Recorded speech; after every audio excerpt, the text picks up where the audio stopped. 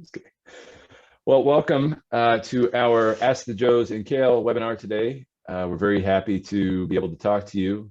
We decided to hold this because there's been a lot of volatility, especially in the last couple of weeks, and we wanted to make sure we had a chance to answer questions in real time. So we're going to go ahead and get started.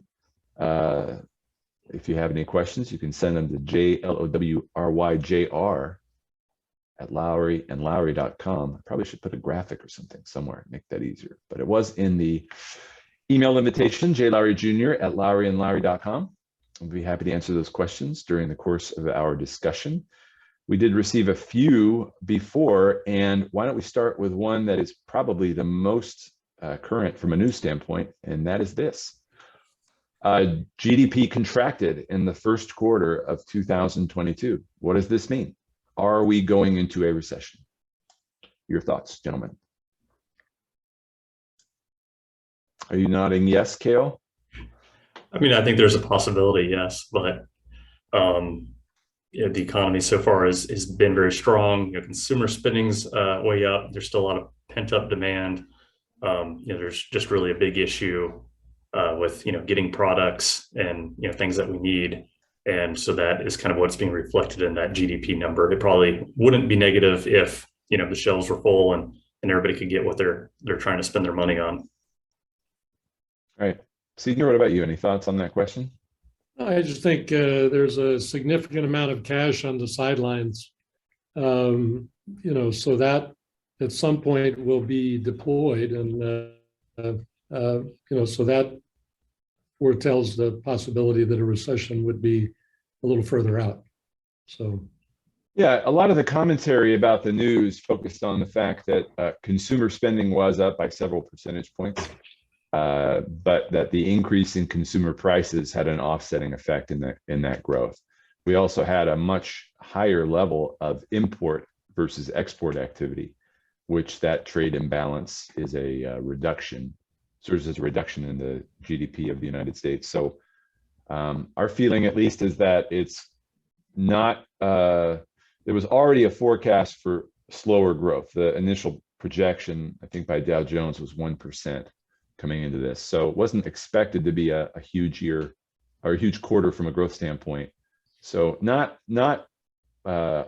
super shocking. Definitely, I guess, a surprise, but not something that we're overly concerned about. In other words, the second quarter is expected to show growth, and spending already appears on track for that. In fact, reports released last week showed that new home construction, I think, reached an all-time high, or is growing at a pretty good clip. There's a big backlog of projects there. So, well, thank you both. On to our next question, which relates to inflation. What should I do about inflation? Joe Senior, let me start with you. What do you think? well, one thing is, as we've seen the rise in property values and the rise in costs of everything, I think it's an excellent time for people to review their homeowners insurance, their personal articles, if you have jewelry and other items that are prone to inflate more rapidly, fine arts, collectibles, things of this nature. It would be good to review those and make sure that your insurance coverages are adequate for the values that are reflected right now. So. Great. Cale, what about you? What are your thoughts? One thing that I see people have the tendency of trying to do is, because inflation is high, they kind of panic with the amount of cash that they might currently hold. And then they try to put that money to work somewhere, so they could get, yield that's greater than inflation. And that can be a really dangerous thing to do with short-term reserves that you might have a plan for. Because if you try to go chase yield, you may be buying, a riskier investment, and you may actually lose, some of that principal value by investing in something that it ends up being not so great. So if you have a plan to have a certain amount of cash, on hand, for unexpected expenses, or if you're saving up, for a house down payment or something like that, I would resist the urge to try to put that money to work somewhere right now just because of inflation.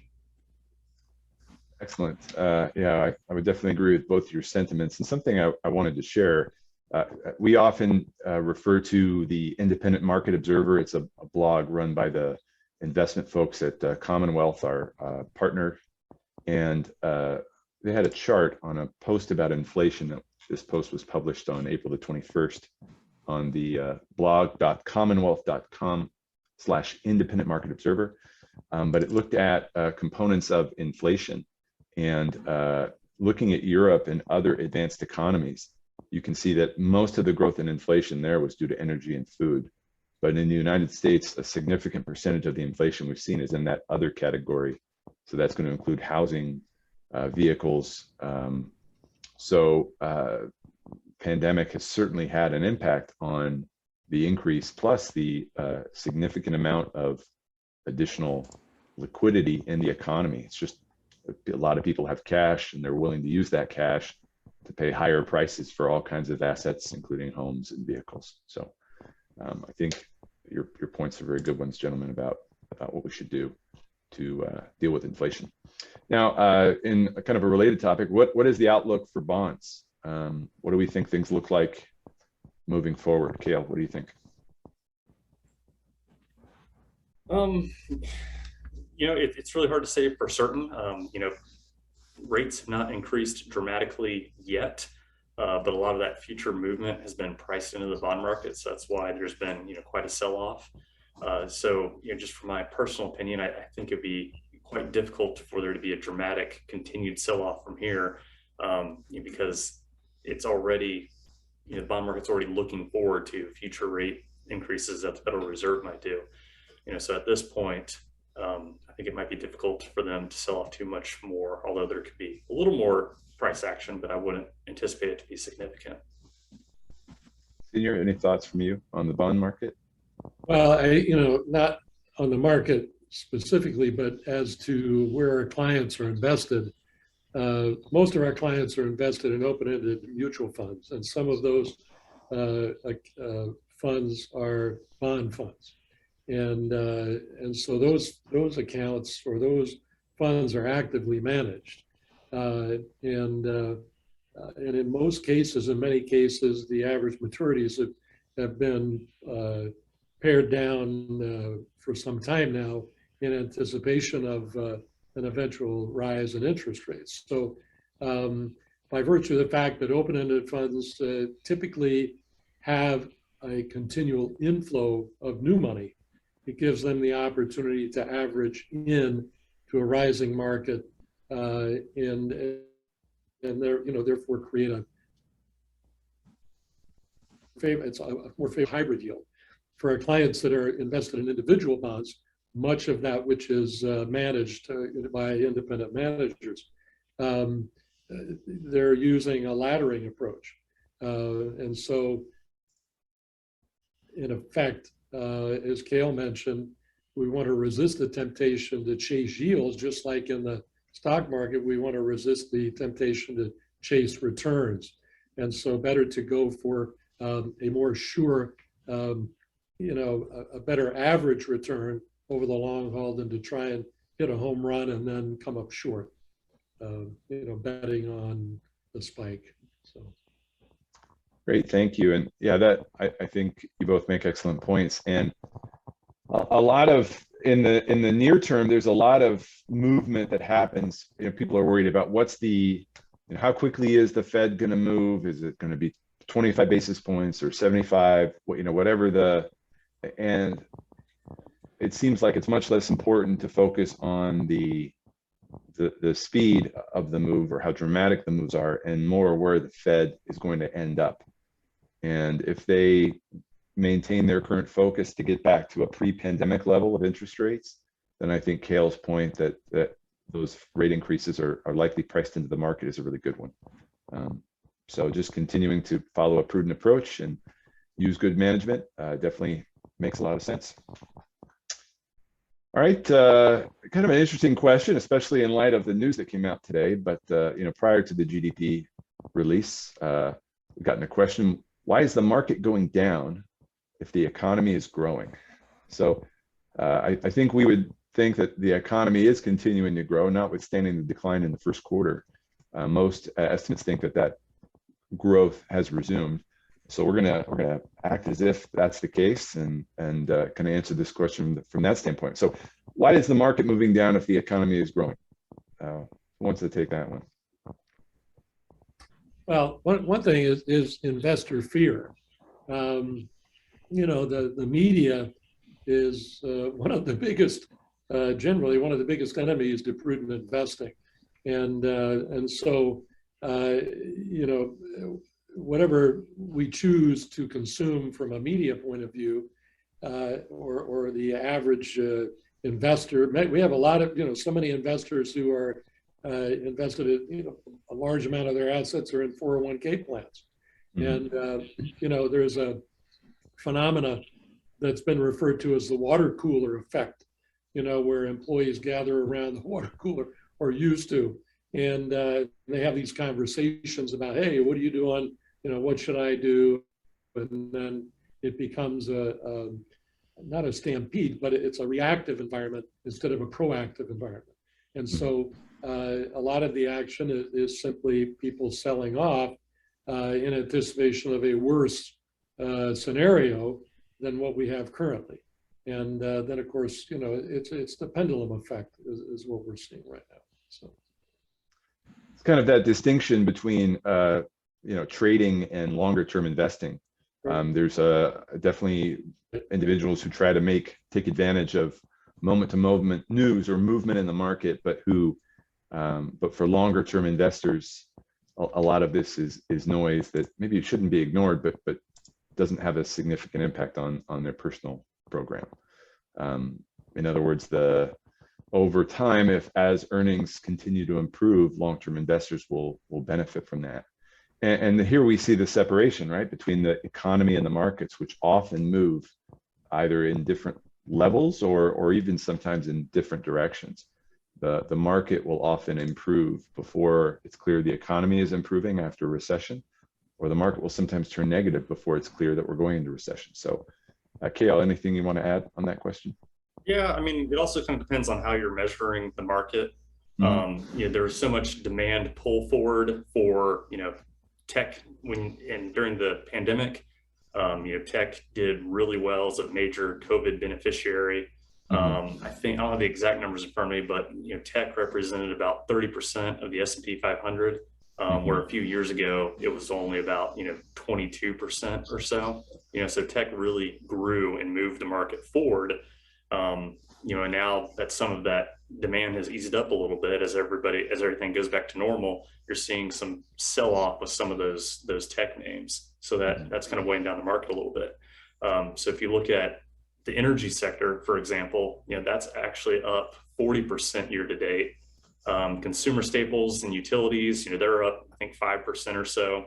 But then when you look at communications and tech, they're down about 15%. So that's kind of dragging the market down as well as some of the other sectors to a lesser degree. But, again, there are some sectors that are doing quite well this year. And, that's why it's important to kind of have a balanced sector neutral approach to make sure that you're at least benefiting from, the sectors that are doing well and not getting completely dragged down when certain sectors are having a bad year. Yeah, like we talked about in our last call, or maybe one of our previous videos, you highlighted some of those companies that had been high flyers that had turned negative pretty hard, and it's tempting to chase those, to get concentrated or to chase those high flying names, and the reversal can be pretty quick. And being diversified continues to be a really, really good approach. Thank you both. All right, now to something that's a little trickier, maybe. We frequently get questions about cryptocurrency and what investors or our clients can do, and so this is a good time to remind or let people know that because cryptocurrencies are not securities, they're not registered investments. It's a regulatory challenge for advisors like us, and something that we cannot really provide a clear call to action on, meaning yes or no. It's not appropriate for us to make those recommendations, but we can provide some general information. And one of the questions that I think we can answer relates to whether there will be an easier way for investors to participate in cryptocurrency through something like a fund. And Cale, do you know where things stand on that front? Has there been any more talk about whether an offering of that kind will ever be available? Yeah, I keep seeing that things are under review, but I've not seen yet a really mainstream way to access it. I did see some news, I think probably this week that Fidelity was going to try to offer cryptocurrencies in the 401k plans that they, offer for, various large companies and things of that nature. Again, there are some concerns there from the regulators. There's probably going to be limits on what percent of the 401k can hold cryptocurrency. But yeah, that's kind of where we're at now. Yeah, it's definitely a challenge, and for employers, it's going to be a big question about whether they want to enter that territory in their employer-sponsored plans. Definitely some potential fiduciary risk for employers. So would encourage anybody who has a fiduciary role in the retirement plan for their business to be very cautious about how they proceed there, depending on how this comes about. And this might be a good time to talk a little bit more generally about cryptocurrency, and specifically, I think Bitcoin. There are some pros when you think about something like, or some potential positives for Bitcoin. We've talked about this before in previous videos or newsletters, but it's decentralized, meaning that you have ultimate control. There's no centralized authority that issues new currency. No financial institution has control of those funds. It can be seen as a natural inflation hedge because there's only a finite number of Bitcoin. It's not like the US dollar that can be produced in seemingly infinite quantities by the federal government. It is increasingly seen as a store of value. It's become increasingly popular for companies to maintain it as a part of their treasury accounts.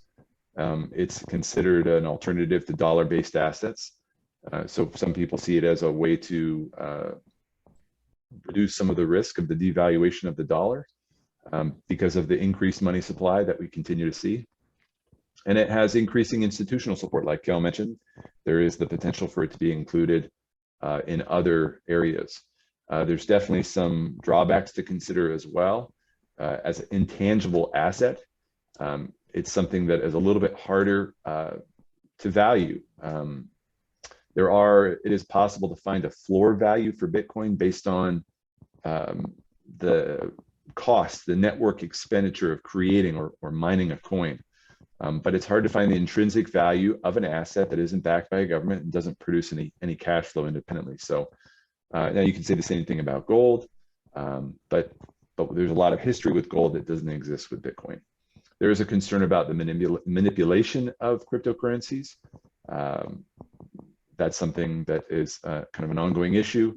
There's regulatory concerns, like we've mentioned. The anonymous nature of transactions makes governments a little bit concerned, especially because there is definitely some shady business that has been undertaken with cryptocurrency. And it is something that the federal law enforcement is looking at very closely to try to regulate the space to avoid crime. And in a related way, there is a lot of potential fraud because it's unregulated and traded anonymously. There are scams and other schemes and creative ways of getting a hold of Bitcoin or Bitcoin wallets, which is how the currency is held. If you have been a victim of a swindle, there's really almost no way for you to get your money back, and a lost, forgotten, or stolen password can mean losing access to those funds forever. So there's good and bad to the asset. The bottom line is that a lot still remains to be seen. We don't know what the future place of Bitcoin will be in exchanging value or other cryptocurrencies. Is it viable as a store of value like gold? Is it a better option than currencies that are based on the faith and credit of the governments issuing them, especially in emerging markets? Is it in a bubble? We don't have the answer to these questions, but we do know that it's a very intriguing technological advance and something that's going to continue to be a source of considerable investment on the part of many companies. Bottom line, important disclosure: if you are curious about or seriously considering investing in Bitcoin, you must do your own due diligence, thoroughly research and understand the benefits and significant risks, and be fully prepared to lose your entire investment before making any decisions. So just a little monologue on the challenges and potential benefits of cryptocurrencies like Bitcoin. Here's an interesting question for you. We'll start with Joe Sr. If you had $100,000 to invest, where would you put it? What do you think?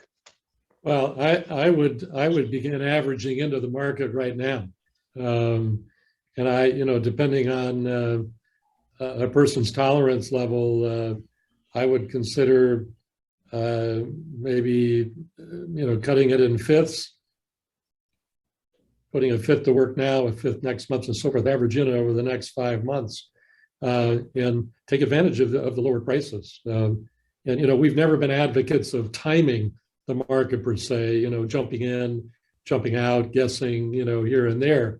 But there's always been an argument for dollar cost averaging. And this, I think, is an ideal time to be taking advantage of that.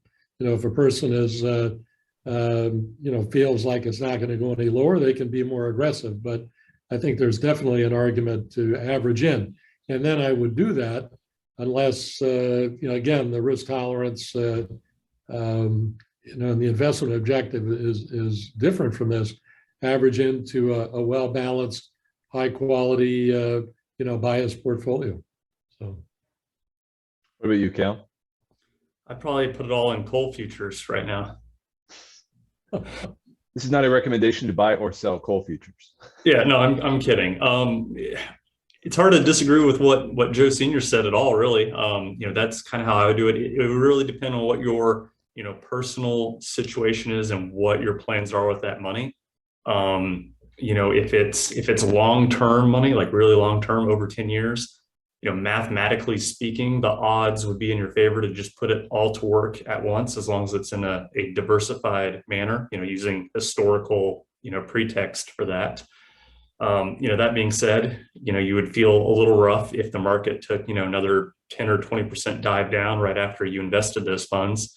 So it is a nice balancing, way to balance putting it to work while managing your own psychological needs to, average in over some period of time, like Joe Sr. said, whether that's, over the course of, 4 or 5 months or over the course, of a year.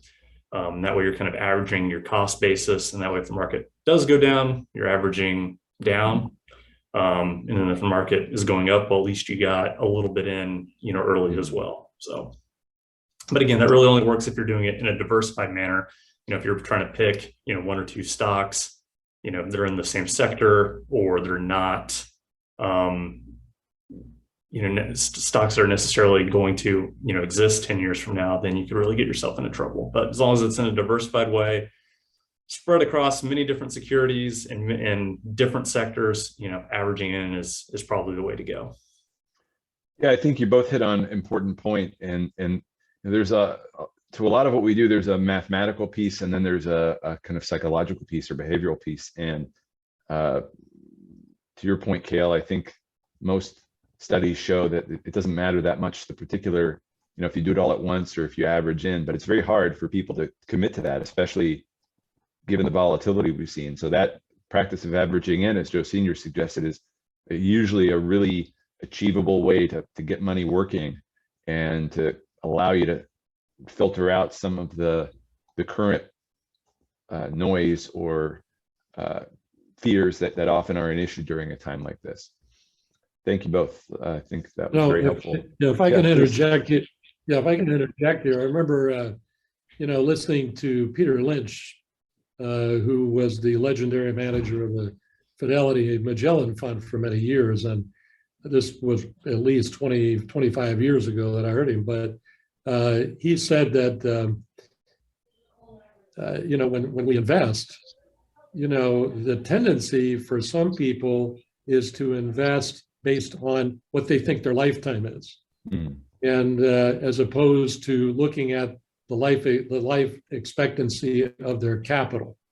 And for most of us, the life expectancy of our capital will extend far beyond our own life expectancy. And so when we look at how we invest or how we allocate, I think, and again, the qualifier being what is an investor most comfortable with. I think it's a very valid question to ask, am I investing based on my life expectancy or based on the life expectancy of my principal? So just something to consider. Yeah, and I think that is maybe the most important question that people have to answer is really has to do with the time frame. What's the time frame for your goal? If you're a long-term investor, should you make changes at a time like this? Most of the time, no. You should. There might be small adjustments that can be made, but if your time frame is shortened, for example, we had a conversation with a client just last week, and started out. There was some concern about the decline in the market, and initially it seemed like maintaining the current mixture made the most sense. But upon just learning that they'd had a pretty significant change in their life situation, and it was going to be much more helpful to them to have ready access to their funds in a way that they knew they would not be subject to any market losses. In other words, their time horizon went from very long to very short. And that's a really appropriate time to make a change in your investment mix. Otherwise, barring something like that, or some major change to your goals or something, it usually is good just to soldier on. So let me see if we have any other questions that have come in. I think that might do it for us. Was curious to get your thoughts on the situation in Ukraine, whether that has any investment implications with regard to energy or anything like that. What do you guys think about that question? Any thoughts? I don't know. This is all conjecture, but the only trump card, I guess, that may not be the best word, but the only trump card that the Russians have at this point would appear to be the nuclear option. And, you have a very unstable situation in Russia. Currently, the military is severely decimated. I think a Pentagon official said the other day that their military had been cut by approximately 1/4 their fighting force. Some 15,000 plus deaths of soldiers, and about 1/4 of their armament, equipment, aircraft, and so forth, have been destroyed. And of course, then you have this very effective resistance, which is going on there. So, obviously the Western Europeans are a lot more concerned about this because of the talk revolving around NATO and Russia's comments about NATO and demilitarizing NATO, most recently, things of that nature. So obviously their concerns are much more aggravated than ours, but at the same time, it doesn't take long for a missile to fly from there to here. But, we have a defense system, and you go with the flow. But this is not the first time that we've had threats of this nature, even military, even nuclear threats. As I recall in the 60s, air raid drills in middle school at 1 o'clock on Thursday afternoons, and we all had to huddle under our desks, to protect ourselves from the big flash, which of course we learn now, would have been totally ineffective. But, there will continue to be uncertainty. It would appear that from a natural resources point of view, that steps are being taken to compensate for, the cutback of the Ukrainian supply of those resources elsewhere. So, as always happens, one man's junk is another man's treasure. So, one person's detriment becomes another person's opportunity. So we'll see other sources of resources opening up that'll compensate and offset what the Ukraine can't supply. And then, the rest of it in terms of military or whatever will evolve as it evolves. So, any other thoughts on that, Cale? I mean, we're in a really nice place here in the United States, and that we could be, energy independent if we needed to. So we do have that option. Like Joe Senior said, there's always other places that we can get the supply from as well. Venezuela is an option, even though it's not a particularly attractive option right now. We're totally independent on food. We can actually make more food than we need. But I mean, just kind of geopolitically and globally, I think that would be my biggest concern is the grain harvest out of Ukraine and Russia, mainly for developing nations that really rely on those harvests every year coming out of there. There's going to be some massive food inflation in those locations, that they can't necessarily absorb financially. And when we see big rises in food costs in developing nations like that, that's usually a time where there's a lot of instability and conflict. Like the Arab Spring, which, what was that, 2014? I mean, is that the right date? I'm not really sure, but that was kicked off by higher food costs.